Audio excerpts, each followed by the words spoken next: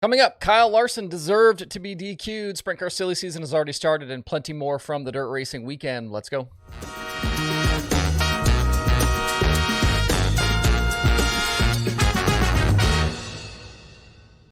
It's Monday, May 8th. I'm Justin Fiedler. This is Dirt Tracker Daily. There's a bunch of stuff to get into today, and I'm going to warn you right off the top here. We are not going to talk about every single race and every single series from the weekend on today's show. If that bothers you or I miss your favorite tracker division, sorry. We are going to talk some of the big news, including a sudden burst of May sprint car silly season. I've got an update on Roth's penalty and some racing, but I want to start first with the Kyle Larson DQ on Friday night at Eldora. If you missed it, during the first heat race, Zeb Wise drifted up the racetrack down the backstretch and clearly didn't know Larson was occupying that real estate. He ended up across the nose of the Silva 57, went for a big tumble. It was a nasty crash for Zeb, and Larson took some significant hits and damage as well. It was a bad racing deal. Zeb pretty banged up afterwards, clearly didn't know he was there. If you were watching the Dirt Vision broadcast, Nick Hoffman basically said the same thing. It is good to hear Zeb will be okay. In the aftermath, Larson rolled his car from the incident scene in turn 3 all the way to the work area on the front stretch infield. Before he had really even come to a complete stop, Johnny Gibson was on the PA alerting the crowd that Larson had been DQ'd from the heat race for failing to stop for the red flag. It seemed like a fairly simple call to make, and I doubt it really even affected the team much. I don't know how keen they would have been to get the car fixed to return to that heat. And Larson ended up later transferring into the night's feature after starting on the B main pole. The reaction, though, to the penalty was about what you would have come to expect at this point, the usual kind of unhinged madness. Lots of vitriol for making the call against a driver who draws a bunch of fans, because that matters when it comes to officiating races. There were a ton of comments about high limit, but again, that also doesn't matter here. And then people pointing to drivers Jacob Allen and Carson Macedo as also having rolled after the red flag. I went back and re-watched all of this several times this morning, and there's really no comparison from Larson to Macedo and Allen. From the time the red shows on Dirt Vision's timing and scoring display, it was about 7 seconds to the time Allen was stopped. We can't see Macedo, but he ended up stopped on the front straightaway just past the stage. He was several car lengths in front of the incident when it started to happen, and he would have basically been out of turn 4 at full throttle when the red flag flew. So stopping where he did is not unreasonable, and the leaders were, even further forward where he was just into turn 1 for some comparison. Macedo was running third, and you had Sweet and Courtney in turn 1.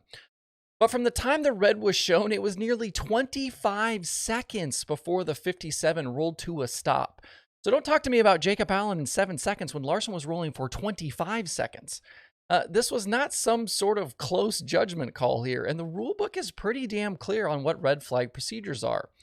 It reads, quote, "When the red flag is displayed, all cars on the racing surface and in the pit areas must come to a complete stop in a controlled manner while not stopping and or driving through the area of the incident. Cars are not permitted to move for any reason unless instructed by series officials. Any car that moves during the red flag without permission will be penalized and or parked," unquote. Seems pretty cut and dry here. Kyle Larson doesn't get to exist under a different set of rules. What he did was clearly way beyond what the other drivers mentioned as examples, so that argument falls flat here. And I hate to tell you this because it ruins all of the conspiracy theories that continue to float around, but Mike Hess in the race director seat was not sitting around this season waiting for the perfect moment to drop the hammer on the half owner of a brand new 11-race midweek sprint car series. If the World of Outlaws and World Racing Group were really trying to send a message to Larson and Sweet and High Limit, booting Larson from a heat race in which they were already crashed doesn't seem like it was all that strong of a play. And for the record, High Limit is not going to end the World of Outlaws as a series. I've seen that comment so many times. If you think that's incorrect, go find any of Brad Sweet's comments on this whole thing.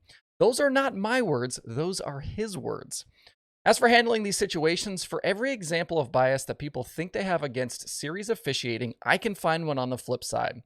As this Larson deal shows, they're clearly not afraid to penalize big names, and they don't just levy penalties against outside drivers and teams. Ask James McFadden and Roth Motorsports.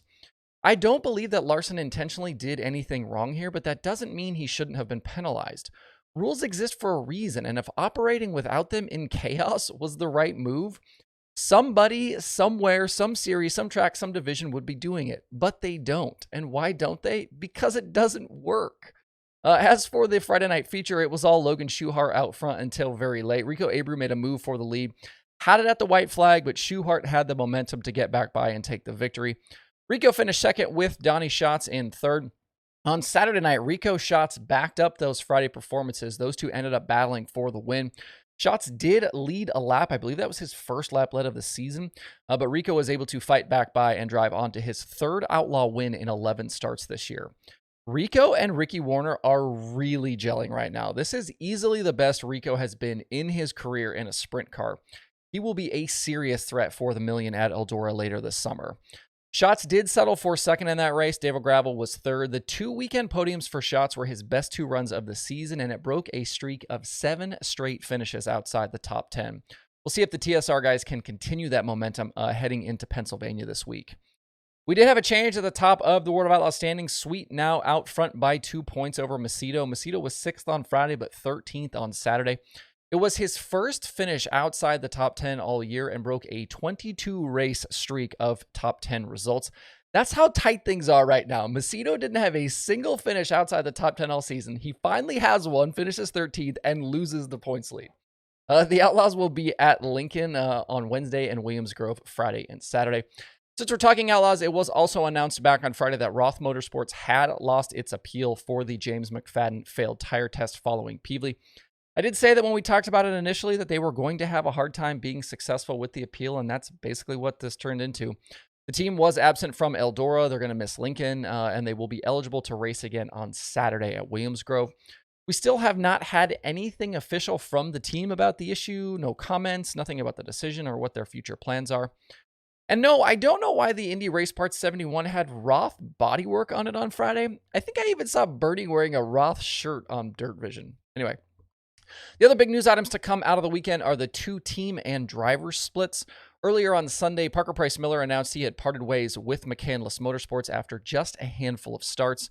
He basically said they had different paths mapped out for the team and it didn't work out. He will continue running with his own car. He might run some late model stuff, he said, and he is seeking other opportunities. In a response on Facebook, Greg McCandless said the reasoning for the split was because of their Ford engines. The team has 2 of those pieces and wants to continue using them, while PPM and crew chief Kevin Osmolsky wanted to use something else. Greg said they are looking at options to fill the void going forward. I don't know about you, this one doesn't seem to be all that surprising to me. It did go sideways pretty quick, but this is just kind of stuff that happens sometimes. I think the split that seemed like a much bigger deal was Buddy Kofoid departing the Crouch Motorsports 11. Both Outlaw and High Limit wins together with a full season planned of sprint car racing. Very busy season that they had planned for this year. But as of last night, the pairing is no more. Crouch said they mutually agreed to part ways and that team owner Leighton Crouch and Kofoid couldn't come to an agreement on the direction of the team. Kofoid later added that he left on his own terms. Obviously back and forth there. I hadn't heard anything about this, rumors or anything like that, but after messages to a few friends in the industry, it seems like maybe this was bubbling here for a while. It was not supposedly about performance, but instead about internal team stuff. I'm sure that Crouch will have plenty of drivers to choose from going forward for the 11, clearly a very good piece. And I can't see someone as talented as Buddy out of a car for very long. This one kind of bums me out a bit because this appeared to be a stout combination. And I think the future plan here was to go full-time outlaw racing. We'll keep you posted as we know more on both of these situations. In weekend dirt late model racing, we lost both the Friday and Saturday programs for the World of Outlaws at Mississippi Thunder. The shows were canceled, but they will race at the track later this year. They'll have a 10,000 win race on Thursday, August 31st, and a 20,000 win show on Friday, September 1st. The Outlaw late models are off now until May 19th at Marion Center. Lucas did get all of their races run, and the picture is a lot more clear about who is vying for those 15 spots for that first cutoff in the chase for the Lucas Championship. The Outlaw drivers have basically dropped out of the running now with these 2 series running up against each other, and guys like Garrett Alberson, Garrett Smith, Spencer Hughes, Tyler Bruning, they're all inside that top 15 now. And Ross Robinson and Logan Robertson are the 2 drivers on the outside looking in. Back to Friday night at Ponderosa, it was all Mike Marlar out front. Hudson O'Neal couldn't track him down for the win, so the 3-race victory streak is over for the Rocket 1. Brandon Overton, Jonathan Davenport, and Ricky Thornton Jr. completed the top 5. Saturday night at Florence, Davenport led the first 12 laps from the pole, but got tracked down by 6 starting Hudson O'Neal. With the way that team has run lately, that felt like maybe it was going to be the race-winning move, but Ricky Thornton Jr. had other ideas. He took control from O'Neal just before halfway, went the distance for the $15,000 score. It was his third Lucas win of the season, and he remains locked in a tight battle atop those Lucas standings. O'Neal is out front. RTJ is second, Overton third. All three are just separated by 45 points. O'Neal does now have 5 straight top 2 finishes, though. He didn't win over the weekend, Friday, Saturday, but he did finish both times in second. I've been a bit surprised by Tim McCready with Lucas as of late. Just 4 top 5s in 13 starts this year and no wins. Before his top 5 on Saturday at Florence, his past 3 finishes were 27th, 10th, and 15th. The late model season stays rolling this week with the Mini Illinois Speed Week. We've got flow races Wednesday and Thursday at Spoon River and Lincoln, and then Lucas shows Friday and Saturday at Farmer City and Fairbury. No lack of cash is on the line this week. There are a few items on the streaming services today. Speed Sport has IMCA racing from both Clay County Fair and Independence Motor Speedway.